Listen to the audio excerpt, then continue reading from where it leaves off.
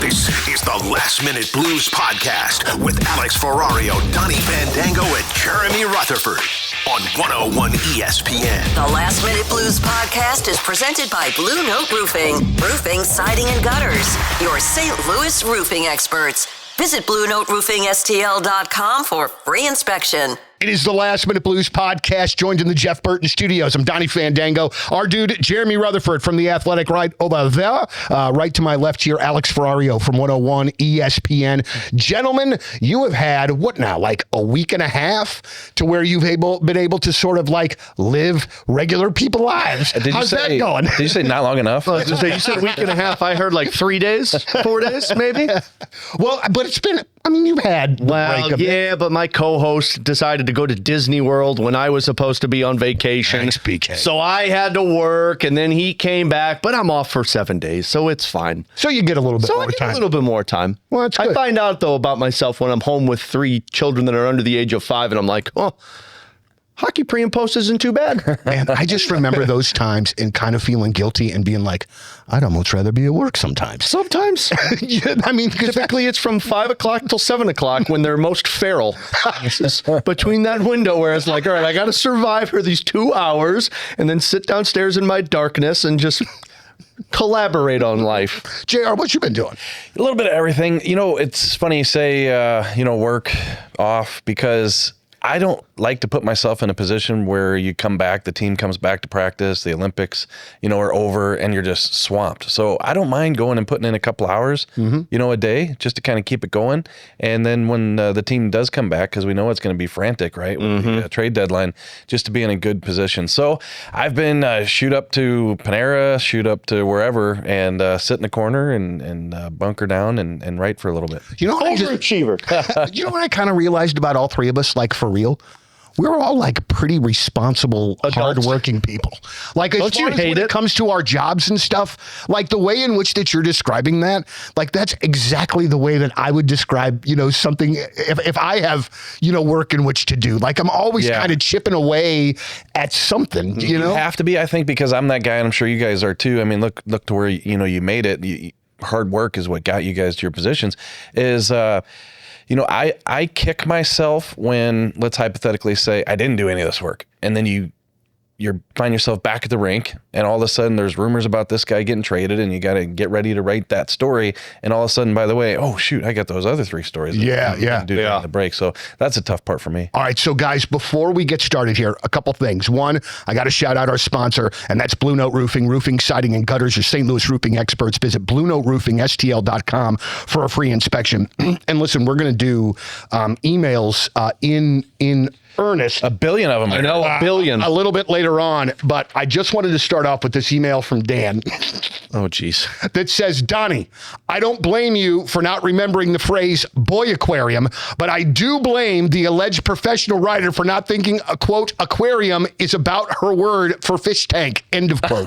Remember we were talking about last week when I was trying to friggin' figure it out and my damn near head exploded? So thank you very much, Dan. I appreciate that. Dan knowing it. And also just makes me feel a little less crazy. Yeah. Did you go home and tell Mary, be like, what was that damn word? Yeah, no, actually, no, I didn't. I kind of sort of forgot about it until dude sent the email. Oh, that's amazing. And then when he did, there was a sense of validity. The emails were supposed to be to ask Blues questions. Yeah. Not hold us accountable for not knowing. Not to make fun of us. Well, guys, we could start a couple of places. JR, you were back at practice yesterday, so we could kind of maybe chop up the trade stuff now. We could go Olympics first. What do you guys think? Where do you want to go? I think Olympics, the way that those kind of ended the other day, I'm glad we didn't record on Wednesday. And JR was the one that said, it's like, let's let the matchups play themselves out. Because we had 3 overtime games. Yeah. So I think the trade stuff we could get to, and I know the emails are going to have some of the trade stuff, but I say we start Olympics because I don't know about you guys. Those games were, for how it felt boring leading up to the Olympics and kind of those preliminary games. And I don't know if you guys were bored, but they were blowouts, all of them. It never really felt competitive. And then you get into these elimination games and it's like, oh, hot damn. I mean, we saw 2 teams that probably expected to win gold nearly lose. I mean, that was some entertaining hockey. It was it was just so much fun. Yeah. And like, it's just why I am a hockey fan for reasons such as this. And I remember, and I actually don't remember the year, but I remember I was a huge Peter Forsberg fan. Oh, yeah. Day. Like, I loved him. And I remember whatever Olympics that he was in was Sweden. And I just remember like that was like one of the first times that Olympic hockey like really completely took me over. And I find it so amazing watching these guys play and the difference that it makes that they're playing for their country. Not that they're not digging in hard and playing hard for their teams when they're back in the NHL, but man, it's another level when they're playing for their flag. And I love watching The perfect example of that is Slovakia. I mean, because I woke up at 5 a.m. to watch that game, and Katie's like, aren't you on vacation? Why are you watching this at 5? And I'm like, this is like what you want to watch. I mean, I don't know about you guys, but Canada, USA, like they're fun. They're exciting. They're not what Slovakia is. I mean, they just play with an attitude that they can't lose. I mean, you've got two young kids in Slafkovsky and Dvorsky for Blues fans that are like the face of that team right now, carrying them into is going to be a medal game for them at some point. I mean, I don't know the last time Slovakia had this competitive. I think I saw the last time that Slovakia was one of the Final Four teams was in 2010. Yeah. It was the last time that they had them. And I mean, you're talking about some pretty extreme names like Marian Hossa on that roster. So that team Slovakia has been super fun to watch, and Blues fans specifically have to be jacked about how Dalibor Dvorsky Yeah, a couple of things, guys. First of all, I read the article at The Athletic. I think Arpan wrote it about Slovakian hockey and how he remembers talking to Jaroslav Halak, the former Blues goalie, who said, 10 years ago, 12 years ago, we just have no young players coming up. Like, what's the future of Slovakian hockey? And now you have Slafkovsky and Dvorsky. How about this for him? Like, this has been phenomenal. Here's what I want to get off my chest. When the Blues drafted Dvorsky, let's say one prospect camp in, let's say he going to Springfield, about that time, trying to set the timetable there. That's when people are saying that he's slow and he can't skate and he can't do this. This was a bust. This was a bad pick. Can we just use this one example, Dvorsky, just one example to say, can we calm the F down when we're talking about these guys? When they're 20 years old, this kid is in the Olympics. He's got 6 points, 3 goals, 3 assists, and he's got his team in the semifinals, which is probably the dark horse team right now, even though they're playing probably the best hockey. Yeah, they're going up against probably the toughest matchup you're going to get. Out of everybody. So, hey, look, nobody's saying that he's going to finish top 5 in points in Blues history. All we're saying is that, can we let him get to 22 before we call him a bust? Give him a chance. Yeah. Like, can we just give these guys an opportunity, especially with what you see from different players around the league? It takes everybody time to develop, for the love of Pete. Especially a center. I want to read this here real quick, a post that I saved for this for today. Dvorsky adds name to impressive list. Dalibor Dvorsky, 3 goals, 3 assists, 6 points in 4 games, now has the most points ever by an NHL rookie in a single Olympic tournament. He surpassed Alexander Ovechkin, who had 5 goals in 2006 with Russia. Let's see, Sami Vatanen, who had 5 assists in 2014 with Finland, and Ali Manta, who had 3 goals, 2 assists, 5 points, 2014 in Finland. Why has this worked so well for this kid? Why has he been able to go in and have such a really impressive tournament? I mean, I'll tell you the part that stuck out for me. When he performed on this stage, he's one of those guys that performs in big time moments. And like that, I mean, it's so hard to evaluate those players unless you're in the playoffs and you see what happens. But how many times have we seen players in the past that put up incredible regular season numbers, but when the postseason rolls around, they just kind of disappear? And like Dalibor Dvorsky, who hasn't been setting the world on fire in the NHL this season, but I mean, he has picked up his consistency. And I also think there's so much more that goes into it as a centerman at the NHL level of learning your other responsibilities. But in this Olympic game, I mean, you're talking about, he's not even playing like top line for them. He's on their 3rd line for Slovakia, and he's put up 3 goals, 6 points. He's got 4 of them, I think, that are on the power play. So he's a power play threat as well. I mean, I watched the game in the other night where it was the elimination game, and I said, okay, so if Dalibor Dvorsky shows up in these types of games, he's going to be one of those big-time players for you that when you get to the playoffs, he's going to be someone you can rely on. Yeah, and first of all, there was no chance he was ever going to be a bust because that name, Dalibor Dvorsky, rolls off the tongue like Dalibor. Tom Calhoun is going to be screaming this for 12 years. Yeah. So that's why he's going to be a success. But hey, listen, I don't care if, and we'll get to Jordan Binnington in a minute, I'm sure. Hell yeah. I don't care if Jordan Binnington wins gold. The 5 Blues that come back from Italy, Dalibor Dvorsky will have gained the most. Yeah. By far. Oh, yeah. Like Jim Montgomery was talking about it at practice yesterday, just that he can go to that stage, like Alex said, and say, look, I belong on this level is going to do just phenomenally for him when he gets back. What does this have to do for this young man's confidence? Oh, through the roof. Because, and that's one of the best parts about watching these games. And I can't remember what U.S. player or a Canadian player had said, there's so little time and space out there. And because the play is at such a high level, for him to be doing this amongst the best of the best, damn, that's exciting. And look at how he's scoring the goals in this tournament. This isn't like he's a sniper with one-time shots from the flank. I think 2, if not all 3 of his goals have been scored in front of the net. Like rebound chances, deflection, getting the puck, winning battles in front of the net. Like I think I forget who put it out on Twitter, but it was one of those analytic pictures that showed like what Dvorsky does on the ice. And like his most success is winning a faceoff, dumping the puck in, and then establishing a net front presence for his team to create offense from. Does that not sound like what Ryan O'Reilly used to do for the Blues all the time? I'm not saying he's going to be O'Reilly, but like O'Reilly was incredible in the faceoff dot. He was great at moving the puck north, and then when the puck was in, they would cycle. He would be that net front presence. Yeah, and he's got the quote of the tournament, right? He said that was the best loss of my career. Yes. What a line to get the Slovaks into to win the pool. I got to tell you, when we've talked about this before, and as the resident fan on the podcast, I have said time and time again that I'm a Jordan Binnington homer. And I think I might even change what I said last week. I don't care where he goes. I'm going to root for this guy every single second that he is a National Hockey League player. Mm-hmm. It is so amazing as a Blues fan and as a fan of Jordan Binnington to start to see these articles come out and essentially say, oh, the team in front of him in St. Louis isn't good, and that's part of one of the reasons that his numbers look so bad. I understand that Benner has had games this year where he has not been good. This is not all on the D in front of him, but a lot of times it is, and I got so goddamn tired of the narrative for a few years about how he was the issue. He was the issue when there were so many times where that dude was alone to defend 2 players, 3 players, what have you. So I just have loved seeing him step up for Canada. And also, he just is he's a different player. He is different. The way that he is built mentally is different than any other player maybe that I have ever even seen. This guy is not fazed by trash talking, by doubters, by anything, man. He's just ready to go. Yeah.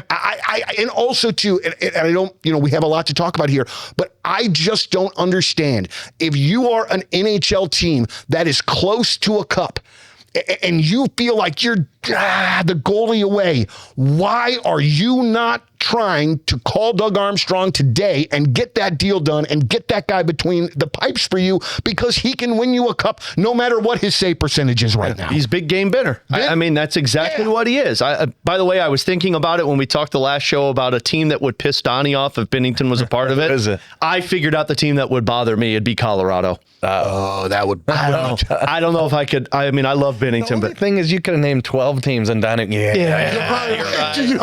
really could. Because I'm thinking Predators here. That would bum me out. Absolutely. Donnie's that guy where he's like, look, it's not going to bother me. Where he goes, I love Binnington. He's like, oh, I hate that team now. Anyway, I mean, I think that elimination game versus Czechia was like a perfect example of Jordan Binnington's season this year.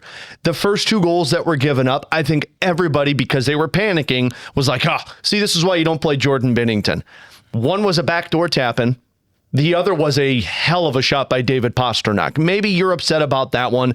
I think that goal's getting past Logan Thompson. I think that goal's getting past every other goalie that's in this tournament. Yeah, Marty Brodeur, all of them. But then, after they made it 2-1, and then they made it 3-2, which, by the way, that's another defensive breakdown. Look at the other saves that he made. The breakaway that was, I think it was 3-3 before the end of that third period, a breakaway for Team Canada. You had 2 breakaways in overtime that Jordan Binnington made saves on. He's the perfect example of he might let a couple of goals in, but he will make the last save that you need him to make to win a hockey game. Like Joey and Curbs tell the story all the time. I only remember highlight reels of Grant Fuhr because I was like 8 or 9 at the time. Months. But probably. No, not in a month. Come on, JR. I'm not that young, even though the hair looks like it. I did that one on purpose. You know what, man? I did that one on purpose. This is the first time I've ever not wanted to do the podcast with you. Understandably so. There's gel in it. Otherwise, I'd put my fingers through it right now. My dad used to tell me all the time, he's like, Grant Fuhr would always be the one that made that biggest save. His save percentage might not look pretty, but he's going to make the final save. That's what Jordan Binnington is. And I don't care. Now, it sucks for the Blues because you're not a playoff team right now, but I don't care what your regular season numbers look like. If you can get to the playoffs, he's going to be the one that makes saves. So you're right. If this tournament continues this direction, I have to imagine people that think they can win the cup are going to be getting more aggressive. Hey, and guys, I got to admit, you guys were watching it yesterday. I'm not supposed to say this as an objective reporter. Maybe we need to pot the microphone down. Yeah, okay, turn it down. No, we're not talking here. Like, I'm not a fan. You just can't be a fan in this role. You can watch the games. You just pull the plug on the fandom once you get into this job.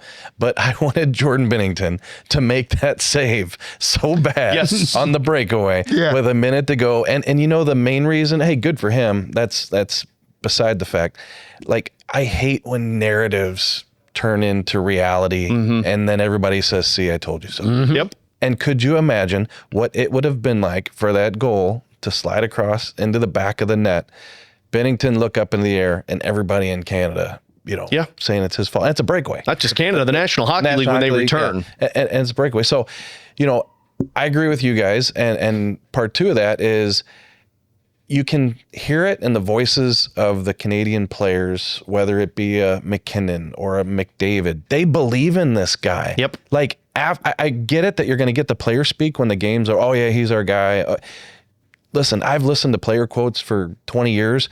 You can tell when they say, we know he's going to be there to make the save when we need it. They do. Yep. They do. They trust him.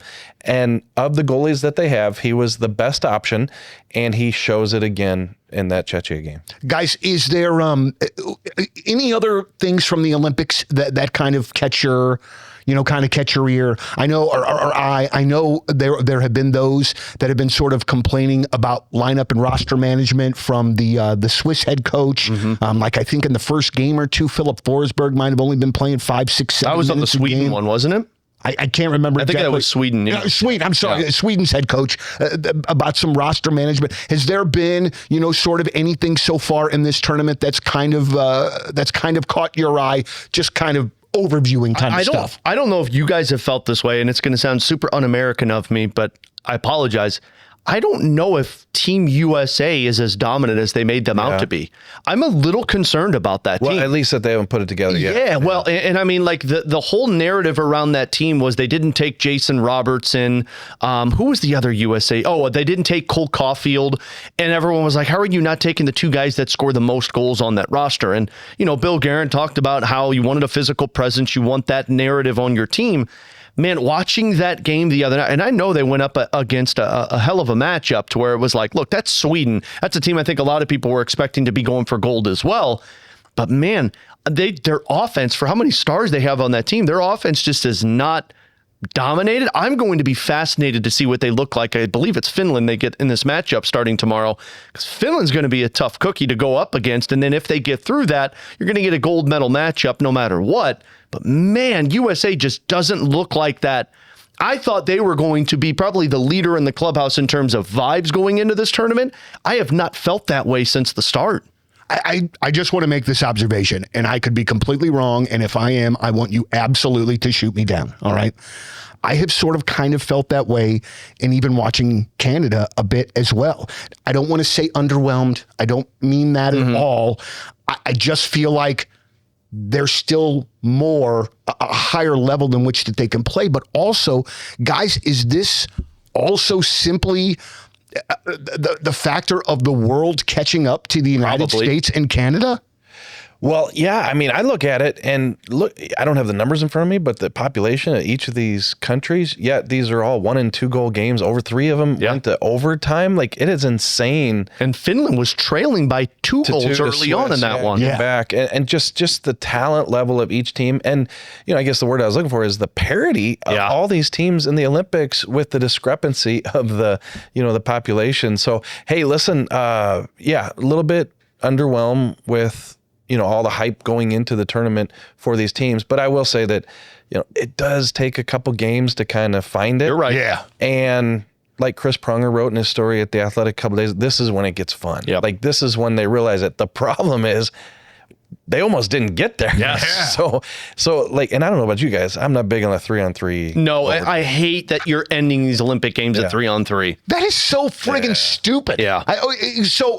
And just to get us on the same page, so I think you go 2 overtimes, continuous overtimes, 5-on-5, and then you do shootouts. I would just go 1 overtime. And then shootouts? And then a shootout. I would do 1 normal period of 20 minutes, overtime, 5-on-5, and if nothing happens, then you go to the shootout.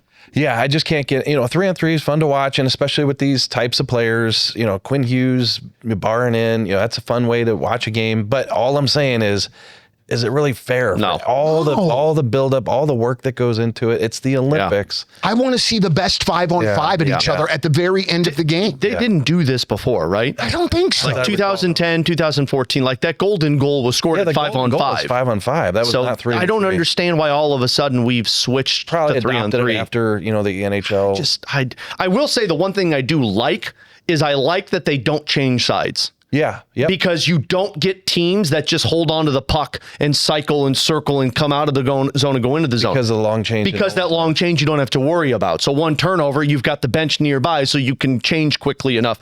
I do like that I hope the NHL adopts that at some point. But yeah, if we're talking about this thing, a gold medal game, and let's say it's Canada versus USA at 0-0, if it ends at 3-on-3 overtime, I'm going to be so pissed off. I wonder, and I'm pleading ignorance here, I wonder if it is the Do same. they change it 5-on-5? And the gold medal and I don't know. I hope so. Yeah. I hope so. Gosh, I hope so. Yeah. All right. So let's do this. Let's take a break. Let's come back. JR was at practice yesterday. Let's kick that around a little bit. And then we got a whole bunch of emails. Billions. All right. Second segment of the Last Minute Blues podcast coming your way next. All right, so we are back here, second segment, Last Minute Blues podcast. The roster freeze in the NHL is over on the 23rd, right? It's the 22nd. 23rd, right. At midnight. Guys, a couple questions here before we get into practice. Do you think that the trades are just going to immediately start popping up, or do you think that this is just going to be kind of a slow lead into the trade deadline? Boy, I'm kind of 50-50 on this because part of me feels like you're going to see trades happen in that first couple of days because teams are going to get aggressive. The dust is going to settle of, okay, now we know who's healthy and who's not healthy from the Olympic play, and now we know what our needs are, and let's go out there and acquire it sooner rather than later. But I also wonder in terms of the Blues, if I'm Doug Armstrong, I've got everything teams want. I've got the defenseman, I've got the goalie, I've got goal scorers, I've got depth players, I've got centermen, I've got wingers. I think I might just wait. I think I might wait until March 6th rolls around and teams that don't get what they want come calling to the Blues. Now, it's a dangerous game of chicken because they could go get what they want and then not go to the Blues, and I think the Blues need to make changes. But man, I wonder, the more you wait, like the rumor right now of Boston being interested in honing in on Justin Falk because they've missed out on Rasmus Anderson. They want a right-handed defenseman. Man, if that's all you've got and the teams are saying this is the only guy we can acquire, Doug's got to find a way to raise that price to try and get what you believe is necessary to help your teams turn around. Yeah, and it's hard to read Army because we've covered a lot of his trades. And when you do the press conference after each trade over the years, sometimes it'll be 2 weeks before a deadline and he'll say, I just knew this was the right deal. This is the one I had to make. It was there. So we made it. But then you've covered him other times where, it's the day of the trade deadline and it just took a while for everything to come together. So I don't think anybody can sit here and say, they're going to start the 23rd. Right. It just depends where each negotiation is with the teams, whether he's talking to 4 teams about Falk or, a couple teams about so-and-so. So, I don't think we can promise anything the 23rd. I just feel big picture, we're going to see 2, 3, 4 moves before the trade deadline. Those could be big ones or smaller ones. Yeah. And I still think that if we're talking about names like Thomas and Kyrou and things like maybe even Binnington, I feel like those are going to be off-season deals. Yeah. Very good. All right. So, do you envision a situation where the Blues, I mean, you just said it, but do you think if maybe the offers are not blowing anybody out of the water? I mean, do you think that there's a chance that maybe Shin sticks around, that, that maybe the Blues somehow aren't busy at the deadline after all because teams don't meet what they want? Do you guys maybe see that happening at all? It's a fair question. Shen's the one guy who I think maybe somehow they hang on to. They want the leadership, especially for the young guys that are here.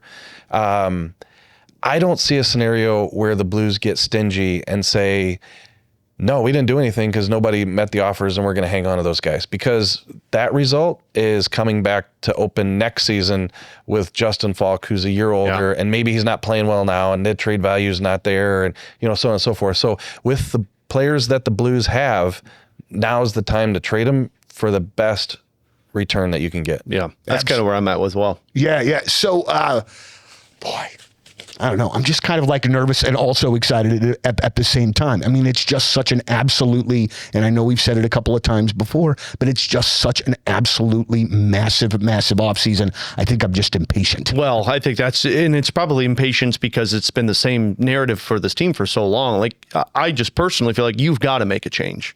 You've got to make a significant change, because running it back, the dangers of what JR mentioned is my intrusive thoughts to where it's like you don't get the prices. You say, we'll readdress this in the offseason. Teams know that you need to make a change, so they're not going to pay the hefty price that you want. You get backed into a corner where it's like, oh, what are we supposed to do now? And I don't think that this front office is too smart to do that scenario, but it's a little scary thinking that they come back with the exact same roster again next year. You had sent a screenshot yesterday in our text thread about the Devils looking to like make a splash and to like sort of shake up their sort of what they have going on there in Jersey. How would you do you think that would be a great dance partner for the Blues, and who would they be after? I'm intrigued by it, and so for people that may not have seen it, James Murphy is the one that said it, and it said it was according to a trusted NHL source. The Devils are looking to make a impactful hockey trade that will shake up their roster and send a message to the dressing room coming out of the Olympic roster freeze. I saw that and I'm like, okay, they're talking about the exact same thing St. Louis is talking about, of needing to make some type of change to shake things up, to send a message to the team. I don't know what that looks like, but like I look at the Devils and I say, maybe there's a match there. Like, I don't think they're trading away Jack Hughes.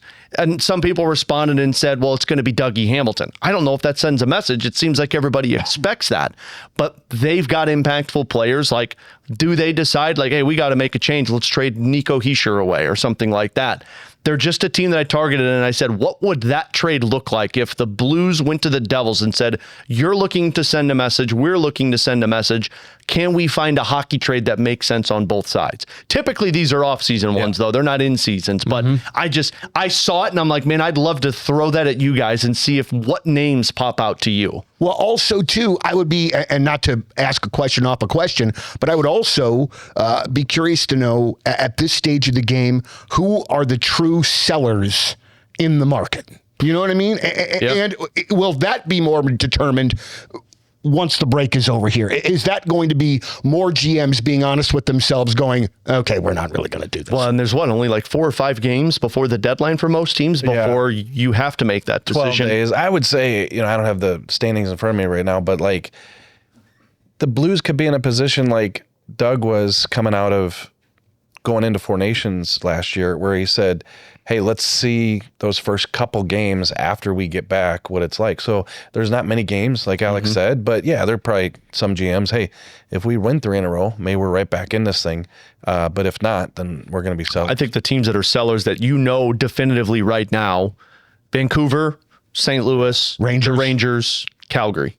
I think those are the 4, unless I'm missing somebody. Those are the 4 definitive ones that I would say look at it and say, yeah, we're selling off pieces. JR, you were at practice yesterday? Yep. First practice back for the guys. 2:00. They dropped the puck at 2:00. 2:00. They don't want to get fined. I think Dallas got fined last year, right? Oh, I do think I remember that. They started earlier. Yeah. Like when you say earlier, like what, like an hour earlier, like 2 hours earlier, like There's been a couple fines over the past couple years, and I lose track of which ones. One, they practiced like the day after Christmas. Yeah, it was the day. I think it was like a day before they were supposed to return to practice. Yeah, but it was funny because somebody pointed out that like the first puck dropped at 2 p.m. and Monty looked at us and laughed. I don't want the reporters turning us in. We're not paying that fine. And they will too. Did you catch anything yesterday while you were out there? Did I? No, I turned them in. Yeah, lots to report from, just first day back at practice. Number 1 on the list was Dylan Holloway. Yeah. Back at practice, looking good. I know I had mentioned a week or so ago that there was still some concern about his ankle and, could surgery be needed? But he's a full player. And Jim Montgomery, the way he sounded yesterday, expects Dylan Holloway to be in the first game back. Let's see here. Robert Thomas was not on the ice, but they believe that he'll be back with the team practicing potentially by the weekend. Oscar Sundqvist had a minor procedure, but shouldn't be out too long. They'd expect to get him back. And who else are we missing? I wonder if Oscar Sundqvist has like a punch card at the hospital. Like 5 surgeries and you get the 6th one. I think it's a whiteboard that like you just see on permanent or on dry erase marker where it's like 7 days since our last incident, and then he comes in and it's like 0 days since our last incident. Come on, Sonny. Oh, and I knew there was another reason I was there. Jack Finley. Oh, I love that. Yeah. Took his dad's number too. Yeah. 37. So he's out there, picked him up off waivers from Tampa Bay. And I thought the cool little nugget from talking to him was that the Tampa Bay GM, Julien Brisebois, was in Italy with Doug Armstrong. And that's when the Blues claimed him. So Doug takes him from Julien. And the phone call that typically is 2 phone calls, one from one GM saying, hey, wish you the best, and the other, hey, we're glad to have you, was on the same phone. So they were using Julian's phone. Hey, good luck in St. Louis. Here's Doug. That's amazing. Yeah, so that's awesome. What kind of roster moves do you guys think that's going to mean? I mean, do you think Finley's going to be in when they come back? I mean, I think he's going to be, especially if Sonny had that surgery. And I don't know if he's going to be ready to go right away or if it's going to be a couple of days. But even with that, I mean, if Thomas is back, which they told us they expected him to be ready to go once the season began, Holloway's back, you haven't had any injuries, knock on wood, right now over in the Olympics, you still have to make at least 1 or I believe 2 roster moves to get your roster intact. And then also bring into the conversation if you're bringing back Otto Stenberg. Yeah, and so I sat down during practice yesterday and did this. They have, with Stenberg, 17 forwards. 17. And you got to get to 14. Yeah, and I asked Monty, hey, how's this all going to work out? Well, you can't keep 17. Yeah, I know you can't keep 17. Jared's like, get to the point. Yeah, Thank you, sir. No, you can't. And he obviously pointed out that those are going to be Doug Armstrong and Alexander Steen decisions in terms of who stays. But I think, like if we were a month away from the trade deadline, this would be like a, hey, what are they going to do type thing. But, we're 12 days once they come back. So Stenberg's not a priority right away. It's 12 days and then he'll be up, you would imagine. Yeah. And Thomas might not be back right away. Or Sundqvist. Sundqvist might not be back right away. So there's a little flexibility, I think, but 17 guys. And, you talk about Stenberg, I think there's a chance that you might not see him until after the trade deadline. Mm-hmm. Even though we all thought, hey, he's playing good, he'll be back right after the break. Maybe he will be. But, if you're healthy, the only way we can have this conversation and make sense is if we say they're fully healthy. Right. If you're fully healthy, you got everybody back, then yeah, you're going to see some guys go on waivers if that happens prior to the trade deadline. Guys, I'm sorry. I feel like I've asked this before, and if I have recently, I apologize. But when it comes to the trade deadline, when it comes to these sort of roster decisions, I understand that the ultimate decision maker is the general manager, is Armstrong and now Steen. But can you guys kind of tell me about what sort of impact Jim Montgomery and where his voice is in that conversation? Because I'm sure that it obviously freaking matters. But obviously he's not a decision maker. So kind of, how much input how much does he are they have going there, with go ahead, JR. I was just going to say it's funny because I would love to be in those conversations. And Donnie, so it's awesome when you cover a pro sports team. Alex knows this because everybody, when they talk to you, acts like they're just in their role and that, they don't have those conversations. But obviously when Doug and Alex are making decisions, hey, Monty, this is what we're thinking. This is the way I assume it would be. And hey, listen, we've got these 3 guys. We could move him. We really like that deal. What do you think about this player? What's your true feelings on this player? Because if we make this deal, we might have to move on from this guy. No, I really like that guy. Like, I think he can be a part of this thing. That's the way, Alex, I would think those conversations would go. But then when you talk to Monk, hold up, that's their decision. Right. That's media talk I'm not going to tell you any of the information I know. I have to imagine in Jim Montgomery's shoes, you're a part of that conversation because you signed a 5-year contract. Yeah. Like, you're here for a long time. If this was, and this is no disrespect to him, but if you were Drew Bannister, I don't think they're coming downstairs to ask you your decisions on it because you're not the long-term plan right now. Jim Montgomery is the long-term plan. It's 5 years and then maybe more depending on where the team's at. So, like, for example, if they're going to trade Justin Falk, like, you're going to go down there and say, like, hey, this is the situation we're in. What are your thoughts on it? Or with the same with Jordan Kyrou for all the conversation we've been having there. Look, what do you think about this? And I have to imagine they're pulling him. I don't think they're calling him saying this is the trade we have right now. Sure. Yeah. Right. That's the way I should have said it. Right. Yeah. I think these are the players that we might move. Give me your final sell on yes or no. Where are you at with these guys? Because we need to make some decisions. Hey, I know the way we can say it and be factually accurate. Jim Montgomery is not finding out about these deals on the Blues Twitter. How about boom? And that's our headline for the podcast. Yeah. So we don't know exactly how involved in the conversation, but he's not scrolling social media. JR gave us 2 titles, that one and then Calm the F Down, which I think is still the leader in the clubhouse right now. Absolutely. And also, too, when he gets as worked up to do that, it felt good, didn't it? Donnie, when I see the guy score 3 goals and I have to think back to all the tweets and emails and mailbag questions, he's a bust. It's right. Like, oh my God. Absolutely. And it's so insane. Like, it's because we all know what it was like to be in your early 20s. You're a friggin' moron. You are so... You're just pulling it together. So it's just bananas to me that people are so ready to turn on a 21, 22, 23-year-old. Especially when it's your guy. You want him to be good. Because you want him to succeed. Because you want him to be like somebody else's player. Be like, well, why can't it be like this guy? Fan arguing that he's only 20. Yeah. Absolutely so. All right, so let's do this, guys. Let's come back. We have an absolute ton of emails. They're kind of... about everything. So we'll just sort of dig into it. I wish it could be rapid fire. It's not. And I love our listeners. I do. But very few of them are very good at self-editing. They didn't keep them concise. And that's okay. I love their words, but... their words. They're just using a lot of them. A lot. So let's come back. We'll wrap up the Last Minute Blues podcast with a whole bunch of your emails. All right, we're back. Final segment of the Last Minute Blues podcast. I have so many of these emails. I'm just going to start reading them. And then while you guys are discussing, I'm going to look for another one. It looks like a booklet. And the thing that's so crazy is I've edited some, or, taken some out that we've either answered or, is it relevant anymore? So, we really do appreciate you guys participating. LMBP at 1057thepoint.com. Donnie, I'm glad this is on you because, I do those mailbags at The Athletic and I'll take any question, whatever question you want to send in. And then all of a sudden I'll click on it and I'll say, hey, Jeremy, when is the elevator in section 304 going to get fixed? This has been a season long thing. What? Do I look like the... Listen, anytime anything happens at the point, anytime anything goes wrong, I get an email about it. Most likely a complaint. I appreciate that I work there, but there's only so many things in which that I have my hand in. So I feel as though that maybe some of these emails are a little bit misplaced, and it sounds like you get some of those too. What JR doesn't know is his chats that he used to do on the Post Dispatch. I was the high school kid where I was like, I'm going to email him 15 times until he answers one of these damn questions. All right.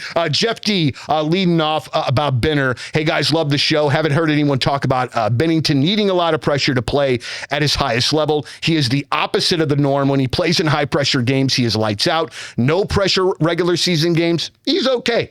I wish we could just utilize him for the playoffs and playoff clinching games, but I know that's not how it works. Think about all the times he was an absolute stud in goal. It was always when the pressure was on him, and that's from Jeff D. Hey, listen, Jeff, great question, great observation. He is unbelievable under pressure. I think we've seen that over the years, and it always reminds me of the conversation I had with him when I wrote a story at The Athletic a couple years ago where I said, hey, let's talk. Can we have a conversation, open, honest, just about how things are going? And when he started talking and telling me that after he won the cup and got the contract, he lost the chip on his shoulder. There wasn't anything challenging him. There wasn't. I remember I don't pretend that Doug Armstrong reads all the stories, but he actually said, I read that one and couldn't believe, what he was saying. So within the organization, they didn't know the extent of how Bennington is fueled by the criticism. And so there's a situation, Makes sense. He's the stakes are high, and here he shows up. I mean, he told, I think it was either Curbs or Joey, I forget which one told me, but like before he went to the Olympics, they had asked him how you feeling about, or no, maybe it was you where you said you wanted to sit down with him. Yeah. And he told you, he's like, politely. Yeah, I'm going to pass on this, but I'll say that, I feed off of all of this negativity towards me right now. And look at what he's doing. Even after he got a shutout in the first one that he played in the Olympics and then won the second one against France, which I know he gave up a couple of soft goals, but he still won both games. And I saw multiple pieces coming out of Canadian markets saying he wasn't even the best goalie in the preliminary games. I'm like, what are we talking about? He got a shutout in his first game. This is the type of guy he is, and it would not surprise me one bit if when the roster freeze is lifted, we see rumors saying, oh boy, there are multiple teams calling Doug Armstrong about Jordan Binnington. I can think of a couple off the top of my head. Edmonton is going to be a team that's going to be saying, oh boy, I know we traded for Tristan Jarry, but maybe we need a Jordan Binnington. Montreal, Detroit, they're going to call, especially if he has a good tournament. Man, I want Benner to be my life coach, and I'm only kind of joking when I say that. You know what I'm saying? Like that frame of mind, I kind of need that. All right, this one coming from Zachary, his question. I understand the thought process you guys had that we are 3-4 years out minimum from contending. How does that change if we, 1, keep Thomas, 2, draft McKenna or Stenberg? Do they recommit to building younger, or do they go with the older core / emerging younger core strategy and possibly add to the team while the ELCs provide cap flexibility? So it's possible. First of all, you need McKenna or Stenberg to be a star right away. You need him to be Macklin, Celebrini, Slavkovsky. It's a high ask for a young player to do that. Mm-hmm. The other thing I think it's not just about keeping Robert Thomas. What are you getting back in return for the other pieces that you're trading away? So let's say they do find a partner for Jordan Kyrou and they decide to move that contract. Are you getting a young piece, or are you getting something that goes right to your NHL roster? For Justin Falk, are you getting draft picks, or are you getting a piece that could be on your roster next year? You can rely on Stenberg, Dvorsky, Neighbors, Holloway, Carbonneau next year, Jiricek next year. That's a lot of young guys that I think we're realizing this season. There's a little bit of a learning curve that happens when you've got younger players. And if you're shipping out more veteran presence, that means more mistakes may happen in season for those guys. So I even if you do all of those things, I still think there has to be more involved if you want to make that less than 3 years in terms of contending. Yeah, and I'm talking contending for cup, not just contending for. I think they could contend for the playoffs next year. Contending for the cup is a very different story. Yeah, and I just a little bit, Alex well said, is that I don't think we're looking at the Blues are going either or direction with what they do, whether it's trade Robert Thomas or draft Gavin McKenna. They're building. They want the Snuggeruds, the Stenbergs, the whomever. Gavin McKenna comes in here. Stenberg comes in here, to push them forward. And in the meantime, they're going to have to fine tune the engine in terms of the Kyrou, Thomas, Buchnevich, those guys, Bennington, whomever, and say, okay, can we do this? Can we move this? Will somebody take him? And then in the meantime, you're just pushing. So it's not, if the Blues move Thomas, are they going this direction? If they do this, are they going that? I just think they're pushing forward with what they've built in the past couple years. It's like an Indiana Jones where you got to rip that one statue off. You got to switch it real quick. Otherwise, ball's going to roll right over you. Real quick. Or it's, only it takes like 4 years. Dude, I love that movie so much. All right, this is from big shout out to David Lawrence, the only hockey fan in Columbia, Missouri. Hey-o. I love David. David, I really appreciate you. I don't know where the camera is, but your emails are so long.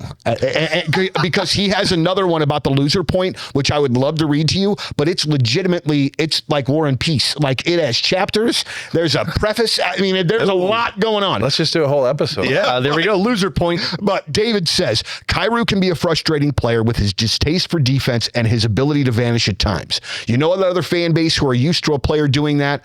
A team that is in need of some punch for the playoffs? Washington. Ovechkin may have never back-checked in his life, and he is out the door back to Russia either this summer or next. So how about Kyrou to Washington? You're not going to get Leonard or Hudson back, but shedding the salary and getting younger player back may help with re-signing Holloway and clear a spot for Carbonneau next season. Again, David, the only hockey fan in Columbia, Missouri. I thought you called him that. He calls himself that. Yeah. Let me address the first one, though. I don't know if you guys feel this way. I don't feel like Kyrou is a defensive liability anymore. There are times where he makes mistakes. It's not like what it was a couple of years ago where he legitimately could not be out on the ice in certain scenarios because the puck was going to go in the back of the net. I do agree with the statement of there are times where he just disappears on the ice. I don't know if I would label him a defensive liability. I think he's exactly what you think he is. He's a goal-scoring winger. Yeah. And a lot of those guys aren't Selke Trophy candidates. Yeah, a lot of times you got a 40-goal guy. He's not going to be a Selke. But Kyrou, you have to have him be a 40-goal guy. And you're right. His defense is better. I don't think he's a liability. I think he's a consistency question, and I think he's when you get into the playoffs, can he be the type of player who, if he's not gritty, which that's not the type of player he is, then you're going to score me goals? Something's got to happen. Yeah. Or use your speed consistently. Yeah. Like you can't disappear in a couple of games, and playoffs are a different level. But I mean, look, he said the team that I've brought up, Washington. Yeah. And the only reason I bring it up is because it's what Jeff Merrick told me. He's like, this is the team I really wonder about. Name dropper. He said, yeah, not a big deal. Sorry, guys. You can save your 7 name drops for later on. I know you're going to have them. But Washington's trying to go all in right now. Jeff said that they need speed. Kyrou provides speed. You're not getting Ryan Leonard. I wonder about Hudson. I mean, as much as you like that defenseman, if you're Washington, it's a second-round pick versus a guy who couldn't put up 40 goals for you and you need offense.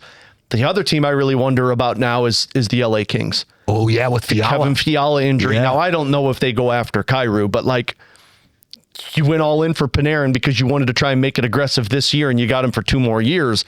How much more aggressive are you going to get? The interesting thing with LA is they have nothing to trade you back in return other than stuff off your NHL roster, and I don't think LA is going to do that. So Washington and Buffalo have been the 2 teams, and I'll add in Seattle, the 3 teams that I've always said, if a Kyrou trade happens, those are the 3 I wonder about. I can tell you this because I have been listening to an absurd amount of sports radio in Buffalo lately.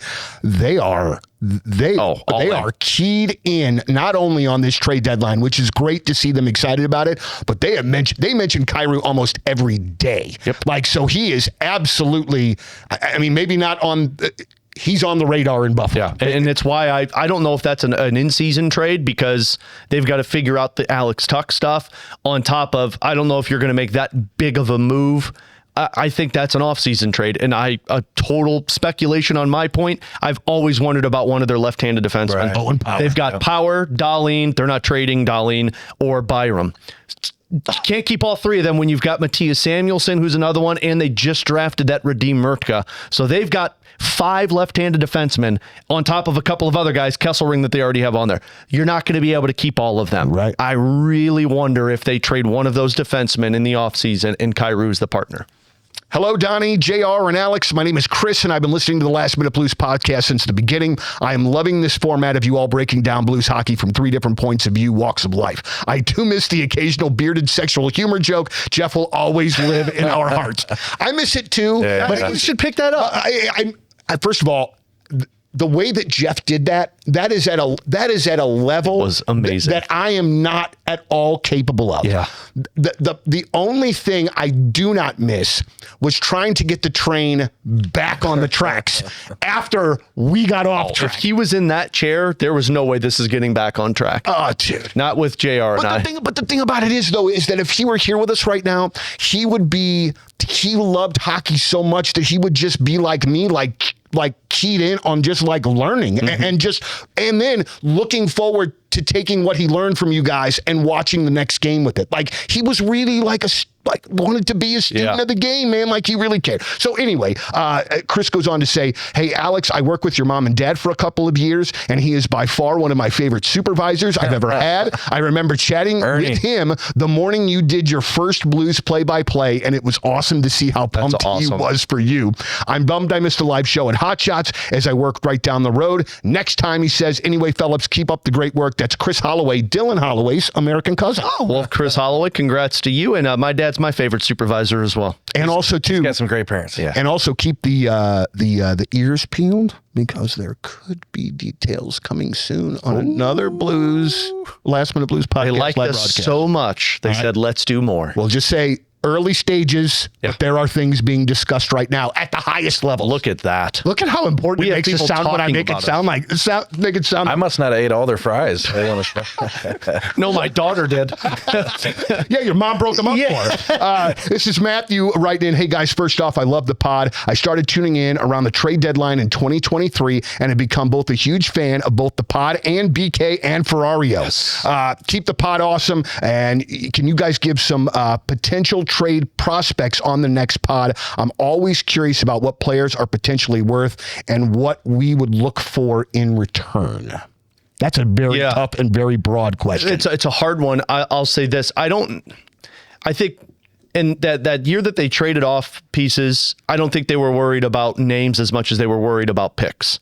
This year, I don't think they want picks. Right. Now, you can say you don't want picks, and that might be all you get. But like for Justin Falk, for example, if they had 2 options in front of them, and let's say it's the equivalent of 2 first-round picks, I think they would rather get the name of the player that's already in the system, that's already been in college or the AHL, versus getting a first-round pick that might be somewhere between 21 and 27. That's what makes it difficult. And I hate not being specific and giving names in these situations when these people take their time to ask those questions and say, hey, who could the Blues get back for so-and-so? However, I get the same thing from Doug Armstrong that Alex just said, is that I think they want players back who can fit into what they're doing. And so, just like when they brought in Finley here, young guy, guy who can fit the system, be a fourth line center if they move Sundqvist. 23, 25, 26. And those players are hard to identify. Yeah. There's some throughout the league where you can say, New Jersey's got a couple young guys that would fit what the Blues are doing. But to go around the league and know that the Detroit Red Wings would part with this 23-year-old guy who isn't on their NHL roster yet is just tough. So, so much. The one thing that I do wonder too, and you can help me with this, JR, look at the positions that the Blues have in their system. Yeah. Where are they heaviest? It would be wing, right? Like we're talking about the guys that you're at the NHL level on top of Justin Carbonneau. Now, you're always going to go for the best return possible. And if you get another wing, then so be it. But I look at the areas that they're probably weakest in terms of the depth. I think it's center. I think it's the left side of your defense, and it's your goaltending. Mm-hmm. And I'm not saying that your goaltending is weak. I'm saying beyond Binnington and Hofer, there's not a whole lot that you can look forward to like what Colton Ellis was. Your right side of the defense with Colton Parayko on top of Logan Mailloux and Adam Jiricek, I mean, I would imagine Blues are looking at that as cool. That's like a future. The left side is probably where we've got Broberg and then what? Yeah. So that's why I kind of wonder, if you're honing in on stuff, centers, left-handed defensemen, goaltending, but you're always going best available players. If it's a winger, you're going to take it. Yeah, you can kind of hone in on position. You can hone in on age bracket. Yeah. But it's tough to For sure. To get that player. Yeah. Absolutely so. This is from a gentleman that calls himself Keeks. Hey, guys, love the show. I just finished listening to the February 4th episode. I think the only way Robbie Thomas gets traded is a hockey trade. Not that I want this to happen, but could a hockey trade with another seller be possible? For example, Elias Pettersson has been in trade talks for over a year. Does a Thomas for Pettersson trade help both teams shake up their cores? What about Thomas for Brady Tkachuk? Rumors are he is frustrated in Ottawa. I believe I started that rumor. That actually was me saying that, not Keeks. I will keep dreaming of Tkachuk's playing for the Note. I just said that to Alex the other day, by the way, Keeks. Thanks, and keep up the great work. Well, the only thing that I'd like to say first here, I don't want Pettersson on this team. You can't make that trade anyway. I mean, Pettersson's got a no-move clause. Thomas has got a no-trade clause. Thomas is not agreeing to go to Vancouver when they're the worst team in the National Hockey League and starting to rebuild. And if I'm the Blues, I don't make that at all. Because of Pettersson. And he's older. If I'm not mistaken, he's a couple of years older than Robert Thomas. Yeah, I'm not sure. And I think I'll look at it, but and he's also making like $3 more million. They have 4 Elias Pettersson, so you gotta. That's true. Yeah, don't get the defenseman. Which. Yeah, and Brady Tkachuk, it's just not going to happen until Brady decides that he wants to force his way out of Ottawa, which hasn't happened yet, or may not happen. It's not going to happen. Yeah, but that does not stop people. For sure, from listening at all. And listen, I'm hoping for the Senators' demise. I've seen some Blues packages, people putting them together for Brady Tkachuk. Yep, keep adding to it. Yeah. Oh, yeah. Keep on going. Remember that Matthew was traded for a 100-point player and a young point-producing defenseman and a first-round pick and a prospect. I don't think people really realistically think about what's going the other direction in those particular scenarios. Yeah. And even me knowing that that's going to be a lot, I still don't completely think about the names that are going to be involved going back in a huge deal like that. Yeah. All right. Pettersson, by the way, is a year older than Robert Thomas. All right, just so 1 year. You're right. So 1 year, not a couple. One. Hey guys, really love the show. Been a lifelong Blues fan, 28 years, and it's nice to have something to look forward to other than the game day broadcast for our Blues. My question is, obviously, there have been rumblings and rumors about McKenna, and his season in the NCAA has not been quite as groundbreaking as some were expecting. Do you think that there is a chance the Blues try to trade up to first overall pick to ensure that they have the best shot at uniting the Stenberg brothers? I am sure McKenna will be a fantastic player, but with the connection here on the team and the new Swedish GM, it seems that Ivar is the top priority. What do you think, guys? Well, and that's from Brandon, by the way. Yeah, Brandon, first of all, thanks for the question. You have to wait until the lottery plays out because you could jump to the number 1 pick and not have to trade for it. And then number 2, let's say the Blues get the second pick.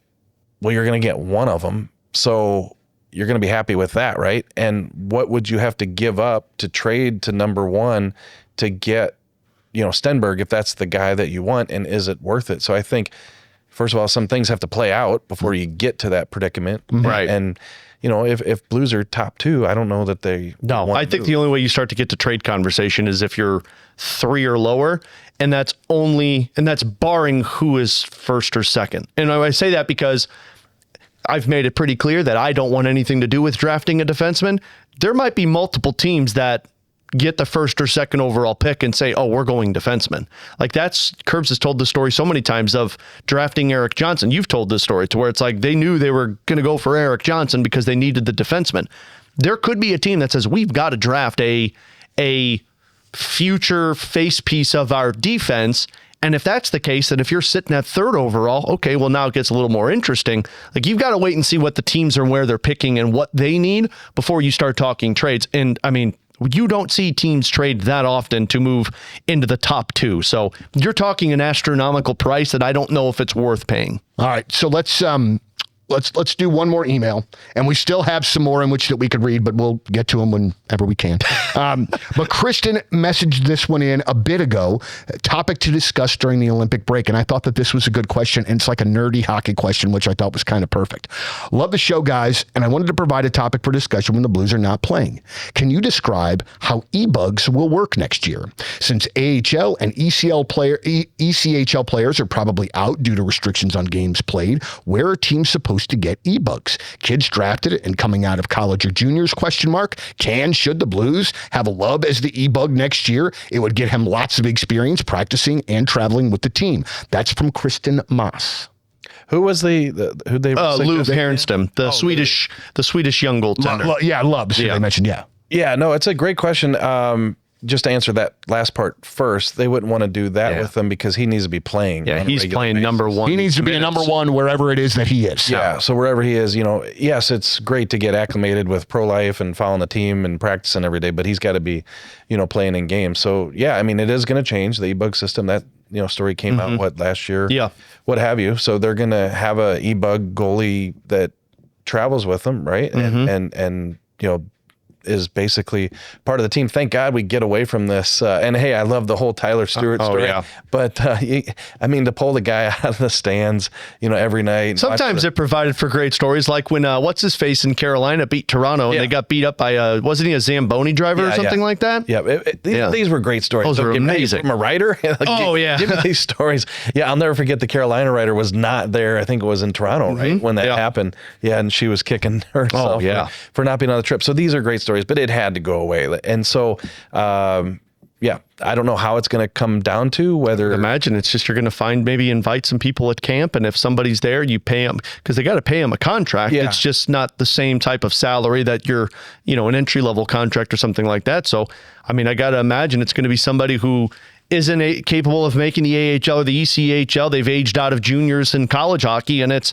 hey, I get a contract to be a number 3 goaltender and live a hockey player's life for a couple of years. Yeah. That sounds super kick-ass. I'd like to, if I have any talent, I'd like to volunteer myself. And I just thought about this, but like with as busy as the schedule is, and both goalies always feel like they have to be out there because you want, right, nets filled. Like, I wonder if this could give a guy a day off, practice. Oh, I get what you're saying. Like to where, not in games, you're saying in practice. Yeah. But let's say like Bennington's played 3 and 4, or what have you, and then now the next day take off, which they'll take off if they have to anyway. It's not like they're pushing these guys. It's a great way to rotate those goalies. You got that e-bug. I don't know the rules. And remember though, they're adding 2 more games into the season next year, so there's going to be a condensed schedule. So you're going to need that to where the goalies can take some time off. Thanks for reminding me. There's 2 more. Yeah, but hey, there's 4 less preseason games.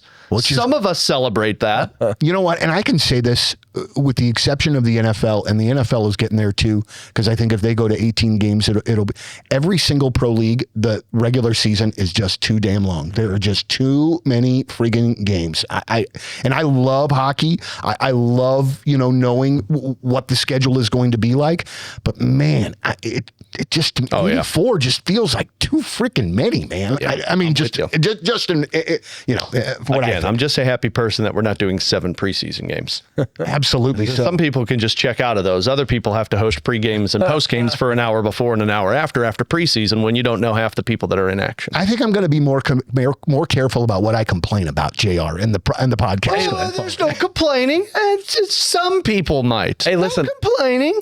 I like sometimes when you have to react to a preseason game where there's no stream to see what actually is happening, it's a little difficult. And then people are freaking out about what happened in the preseason game. Yeah, people get mad at me when I say it wasn't that bad of a goal and I had no highlight, and then you see it, it's like, oh God, what idiot said that wasn't a bad one? Donnie, I like the fact that Alex works those preseason games, because there were 7 times last year where I was at a friend's for a barbecue and I got Alex on in the background telling me what's going on with the game, and I'm 6 of those dude just rubbing it in as you're eating barbecue and drinking beer. 6 of those times I reached out to said person at a barbecue saying, hey, you want to hop on? And he said, sorry, I got some ribs on my fingers. It's hard to answer. Just can't get that rib stuff on the phone. It's just not slippery. It's too expensive. Sorry. And Alex, I don't know the players on the ice tonight. Me neither. I feel like we covered all the ground we needed to cover. Yeah, and we only had like 15,000 more emails to get to. I think we got through about half. The fact that we went through that pile is pretty impressive. I feel it. And again, guys, and I really, truly, I love reading your emails, so I only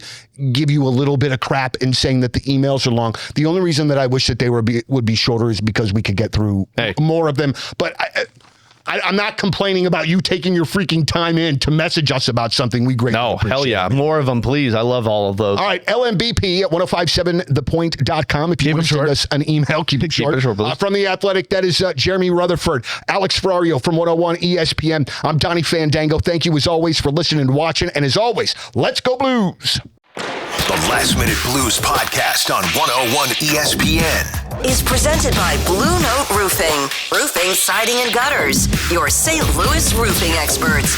Visit BlueNoteRoofingSTL.com for free inspection.